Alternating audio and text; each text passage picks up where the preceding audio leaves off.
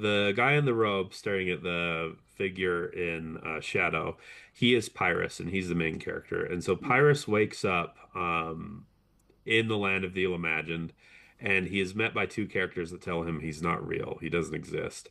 And they inform him that the land of the ill-imagined is where half-formed ideas that are not expressed come to essentially spend the rest of eternity.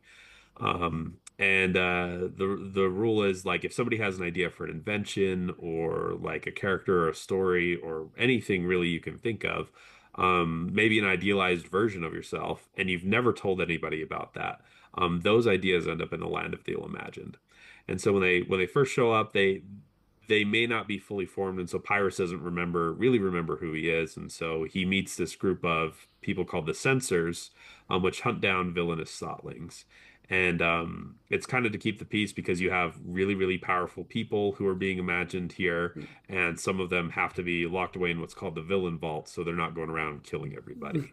And so he joins them. While he joins them, there's an alternate point of view that comes in every once in a while, where there is a crystal where villains are trapped in crystals. They're called villain crystals, and they're put in the villain vault. Well, there's a crystal that is breaking, which should not be possible in the land of the ill-imagined, Wow. and it contains the Prime Shadow, which is this character on the cover.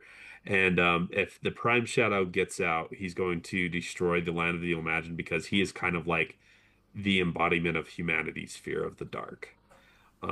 And so the two at some point in the story they intersect. But it kind of deals with the story itself kind of deals with, well, what happens when an idea here dies? Is there any effect in the real world or on the people who have created them?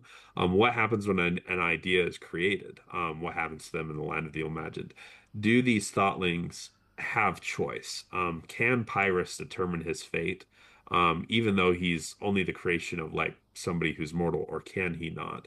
And those are the themes that are kind of present in the book. This it's planned to be five books that kind of explore that concept of like, do they have a free will or not?